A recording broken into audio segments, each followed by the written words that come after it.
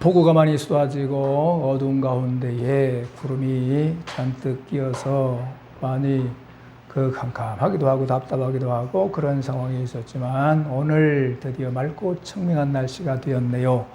우리의 심령도 맑고 청명하고 우리의 가정도 청명하고 우리의 삶도 맑고 청명한 삶이 되시기를, 그렇게 변화되시기를 축복합니다. 오늘 말씀의 제목, 변화에 임하는 복이라는 제목의 말씀으로 은혜 나누기를 원합니다. 두 대학생이 대화를 나눕니다. 이제 방학이 되어지면 서로 대화를 나누게 되지요. 방학 잘 보내라, 그런 인사말도 하고 그렇습니다.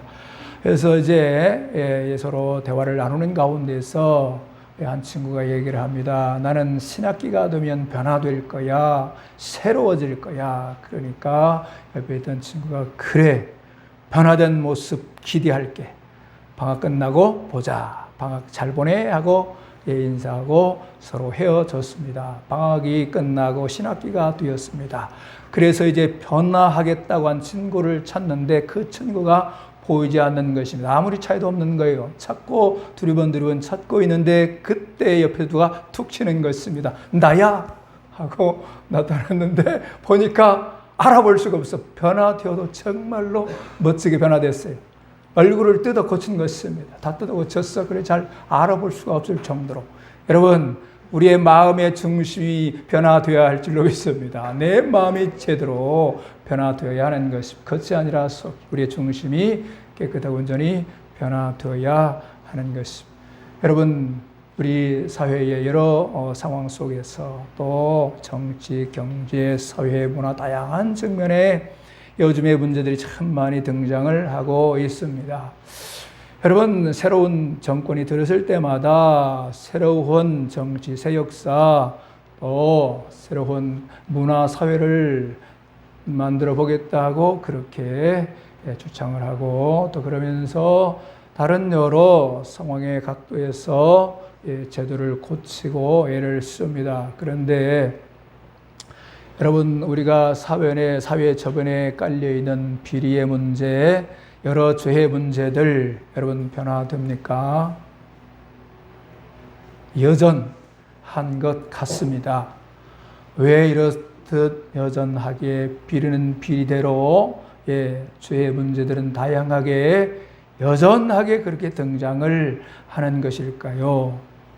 여러분, 사람이 변화되지 않아서 그렇습니다. 사람이 변화되어야 하는 것입니다. 사람이 변화되지 않은 상태에서 아무리 제도의 옷을 갈아입은들 무슨 의미가 있겠습니까? 진정한 변화가 일어날 수가 없는 것입니다. 그렇다고 한다면 왜 이 사람들이 변하지 않는가? 그것은 우리 인생에 죄의 뿌리를 두고 있는 삶이다 보니 그러한 것입니다. 죄의 문제가 해결되기 전에는 진정 근본으로 참 변화의 모습을 이뤄내지 못하는 안타까운 모습들이 우리 안에 있게 되어지는 것이지요. 여러분, 그렇다고 한다면 어떻게 하는가? 하나님을 만나면 되는 것입니다. 죄의 문제를 해결하시는 우리 하나님을 만나면 되는 것입니다. 그럴 때에 근본적인 문제가 해결되는 것이고 변화를 보게 되는 것입니다. 오늘 본문에 등장하는 야곱이 하나님을 만남으로 근본적으로 그의 삶이 변화되었습니다. 그의 영혼육이 변화되고 새로운 삶으로 변화된 그 야곱을 우리가 보게 되는 것입니다. 여러분, 이 야곱이 어떤 사람이었습니까? 야곱은 사기꾼, 불안당이었습니다. 눈먼 아버지를 속이고 팥죽 한 그릇으로 형 에서의 장자의 축복을 가로챈 사람, 그 사람이 바로 야곱인 것입니다. 현대판으로 생각하면 형이 받게 될 유산 상속의 복을 가로챈 거예요. 그래서 형의 분노를 사게 됩니다. 형은 야곱을 죽이려고까지 하는 그런 상황에 이르게 되었어요. 이때에 야곱은 어머니의 도움을 받아서 형의 분노를 피하려고 외삼촌 라반의 집으로 향하게 됩니다. 외삼촌 나반의 집에 가서 있다가 형의 분노가 좀 수그러지면 그때에 돌아올까 하고 생각하였어. 그렇게 떠난 행보 도망자의 삶이 20여 년의 세월을 보내게 됩니다. 그래서 이제 외삼촌 나반의 집에서 일꾼으로 일하면서 나름대로 모았던 재산을 가지고 고향으로 돌아오려고 합니다. 그런데 뜻밖의 무슨 사건을 접하게 되느냐? 400명의 사객을 거느리고 형 에서가 온다고 하는 것입니다. 이때 야곱의 심정이 어땠을까요? 여러분, 오늘 본문 앞부분에 보시면 7절에 그의 심정 상태를 아주 적나라하게 표현하고 있는데요. 뭐라고 기록하고 있느냐? 심히 두렵고 답답하여, 그렇게 기록하는데, 이것을 원어로 보면 더 아주 실감이 나는데요. 어떤 상태냐 하면은 심히 두렵다라고 하는 이 말은요, 정신이 혼미한 상태를 얘기하는 거예요. 정신이 아예 없어요. 그리고 답답하여라고 하는 이 말은 더 이상 어떤 일을 할 수 없을 정도로의 심리적 상태를 얘기하는데, 우리가 너무나도 극도로 위기의 상황에 직면하면 손에 일이 잡히지 않는다, 그런 이야기를 하고 그런 체험 경험들을 하죠. 손에 안 잡히면 아무것도 할 수가 없는 것입니다. 그러한 극도로의 위기, 극도로의 어려움에 심각한 상황을 그가 직면했다고 그렇게 성경에서 아주 자세하게 보여주고 있는 것입니다. 자, 이 위기의 순간 극도의 어려움에 처한 야곱, 이 압곡강가에 혼자 두려움에 떨고 있습니다. 이 모습 24절에 홀로 남았더니, 이 표현에 다 함축적으로 담겨 있습니다. 이때 하나님이 그에게 찾아오십니다. 본문에 그 사람이라고 나오는 그 사람은 하나님을 이야기하는 것입니다. 여러분, 야곱의 고백이 30절에 나옵니다. 30절에 보면 야곱이 자기와 씨름하는 사람을 하나님으로 고백하고 있어요. 그가 이르기를, 야곱이 이르기를, 내가 하나님과 대면하여 보았으나 내 생명이 보존되었다 하매더라. 여러분, 그 당시에 하나님을 본 자는 죽고 살지 못했습니다. 그렇게 야곱이 내 생명이 보존되었다라고 그렇게 고백하고 있는 거예요. 그리고 또 본문에 씨름이라고 하는 거 또 이상하게 해석하는 경우도 있는데, 이 씨름이라고 하는 거, 이것 또한 어떻게 해석을 해야 되는가? 하나님께 간절히 간구하며 매달린 것을 말씀하고 있는 거예요. 이 부분도 성경으로 해석할 수 있는 부분이 나오는데, 호세아서 12장 3절에서 6절에 보면 호세아 선지자가 이 부분, 이곳의 씨름을 울며 간구한 것으로 해석 정의하고 있어요. 여러분, 성경보다 더 정확한 해석이 어디가 있습니까? 이 중심의 해석으로 우리가 들어가야 하는 것이죠. 여러분, 우리에게도, 내 인생에도 어려움, 위기 가운데 있을 때에, 갈 길을 모르며 어찌할 바 모를 때에 하나님이 찾아오십니다. 뿐만 아니라 다양한 정황 속에서 우리 하나님이 우리에게 찾아오세요. 그런데 이때 우리가 꼭 기억해야 할 것이 있는데, 그게 뭐냐 하면, 하나님이 나에게 찾아오신다고 해서 그 즉시 어떤 문제가 해결되고 어떤 복의 역사가 일어나거나 무슨 놀라운 일이 즉시 일어나는 것이 아니다라고 하는 것입니다.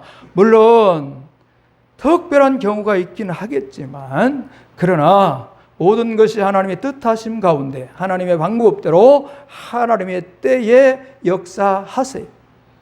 네, 우리가 성경에도 보면, 우리가 또 신앙을 살아가다 보면 즉시 하나님께서 응답하시고 섭리하시는 때도 있어요. 그러나 거의 대부분 하나님께서 우리에게 복을 주시고 우리 역사하실 때 하나님의 특별한 과정이 있어요. 이거 기억해야 하는 것입니다.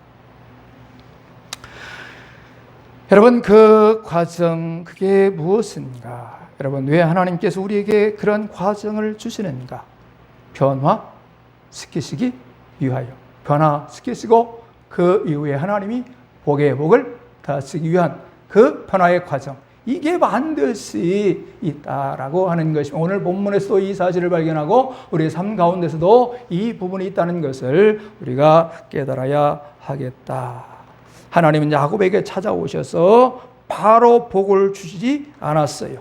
복 주시기 전에 야곱이 복을 받을 수 있는 사람으로 변화시키셨어요. 하나님 먼저 야곱이 복을 받을 수 있는 그릇이 되도록 그를 바꾸셨습니다. 그 다음에 이제 하나님이 야곱을 어떤 과정을 통해서 변화시키시는가, 그 내용을 살펴보기를 원하는데요. 자, 오늘 본문을 통해서 살펴보면 야곱을 깨트리시는 두 가지의 단계의 과정, 이것을 우리가 살펴보게 됩니다. 그 중에서 첫째는 뭐냐? 고집의 자의식을 깨트리십니다. 고집의 자의식을 깨트리세요. 자, 본문에 등장하는 야곱은 어떤 사람이었느냐? 오늘 본문과 함께 전후를 살펴보면 야곱은 그 누구에게도 지지 않으려고 하는 자기 열심이 아주 강한 사람이었습니다. 또 자기 고집, 자기 이기심이 철저했어요. 그래서 그것에 묶여 살았던 사람이 바로 야곱입니다. 그래서 하나님이 그에게 찾아오셔서 그에게 간섭하십니다. 그러나 야곱이 끼어지지 않으려고 하는 거예요. 이때 하나님께서 야곱의 허벅지 관절을 치세요. 여러분, 이 뼈를 치신 것은 영적으로 보면 야곱의 고집의 자의식을 치신 것입니다. 무엇을 쳐요? 고집의 자의식을 치신 거예요. 이는 달리 말하면 자기 이기심에 철저히 묶여있는 상태, 그 상태를 치셨다. 이 야곱의 고집의 자의식이 하나님의 복을 차단하는 걸림돌이 되기 때문에, 그래서 하나님이 이 뼈를 치신 것입니다. 제가 간증을 들은 얘기인데, 어떤 사업가가 사업이 잘 되니 열심히 교회 잘 나오고 주일 잘 지키고 충성하던 이분이 교회 잘 안 나오고 주일 안 지키고 계속해서 어긋나가는 것입니다. 그래서 목회자가 여러 번 권면을 했는데도 거부하는 것입니다. 계속해서 거부하는 것이, 고집의 자의식이 발동하니 소용이 없어요. 아무리 권면을 해도. 그러다가 뭘 맞았을까요? 사업을 하니 부도를 맞아가지고 도무지 일어설 수 없는 길거리에 나앉는, 집도 다 날아가 버리는, 아무것도 없는 빈털들의 그 상황에 이르게 됩니다. 하나님 뭘 치셨어요? 고집의 자의식을 치셨어요. 그래서 이분이 깨닫고 돌이켜 통곡으로 회개하며 하나님께 돌이키는 삶으로 그분이 그 이전보다 더 충성스럽게 신앙의 중심으로 돌이켰다고 합니다. 그가 그렇게 돌이킬 때 하나님께서도 그에게 다시금 복의 복을 다하는 회복의 은혜를 주셔서 사업도 번창하고 그 이전보다도 훌륭하게 충성스럽게 사명을 감당하는 귀한 장로님이 되어서 오늘도 충성한다고 하는 것입니다. 하나님이 귀한 것으로 채우실 원하실 때에 그거 하나님의 복을 차단당하지 않도록 하나님께서 변화시키시는 과정이 있다라고 하는 것입니다. 자, 오늘 본문으로 들어가서요, 야곱의 뼈를 치시기 전에 그는 어떤 모습이었는가?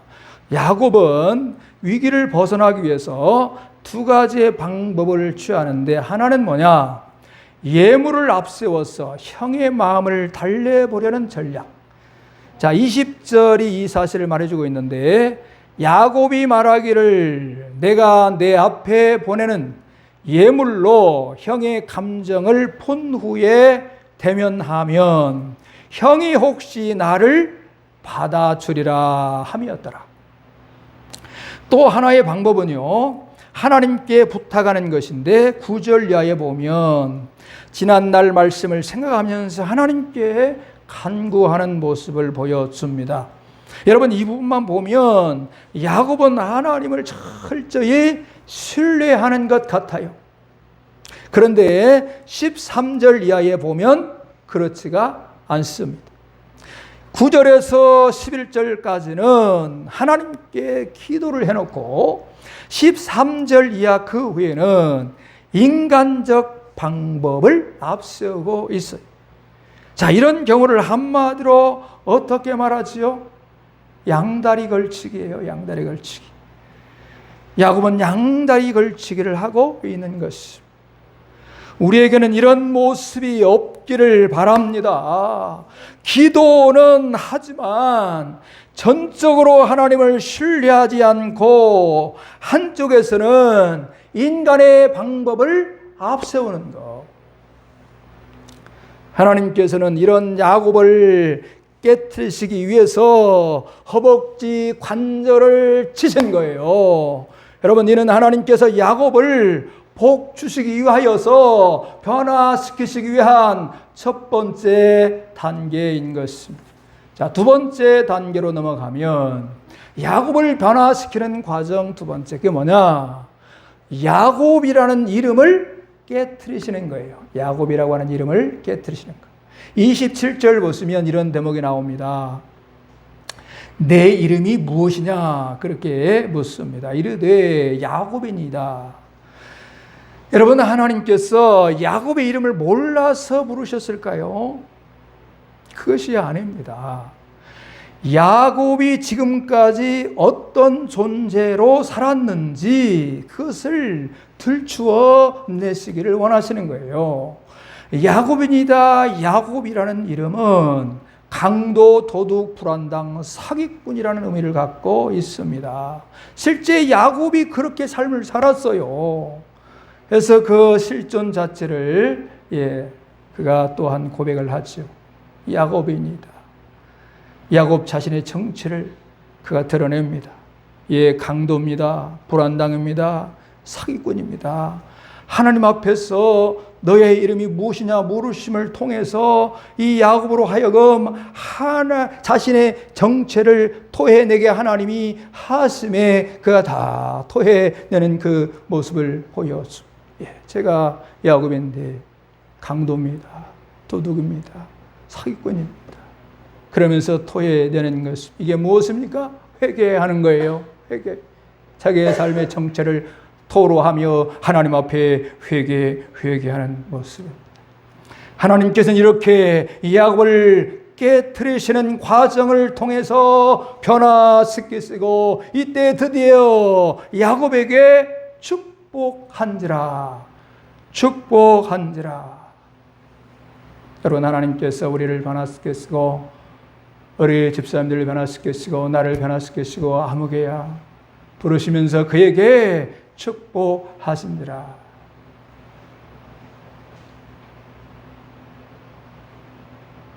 우리 박태준 집사님에게 하나님이 축복하신지라. 할렐루야.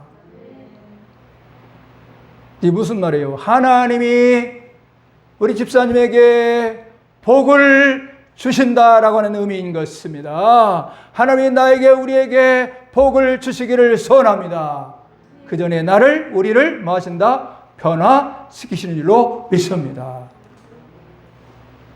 자, 지금까지 우리는 변화에 임하는 하나님의 복을 살펴보았습니다. 하나님께서 나를 말씀으로 찾아오시고 예배 가운데 찾아오시고 또 나의 삶의 정황 속에서 다양한 방법으로 찾아오셔서 나를 깨트리시기를 원하실 때에 내가 깨트려지고 변화되어야 하는 것입니다. 그럴 때에 하나님이 나에게 복 주시기를 원하시고 나를 변화시킨 그 은혜의 현장에 복의 복을 더받게 되는 것입니다. 여러분, 얼마 전에 비가 많이 쏟아졌어요. 논낙같이 소낙비가 쏟아졌습니다. 그런데 그 소낙비의 비에 가득 우리가 양동이의 비를 채우기 위해서 양동이를 10개, 100개, 1000개를 갖다 뒀는 열심을 낸다 할지라도 뚜껑을 닫아 놓으면 안 되는 것입니다. 나를 변화시키는, 나를 깨트리는 그 뚜껑을 벗겨내야 할 줄로 믿습니다. 그러자 하나님께서 이전 비와 늦은 비 하나님의 복의 비를 우리에게 채워 주실 줄로 믿습니다. 그럴 때 하나님께서 주시는 그 복을 우리가 채워가는 것입니다.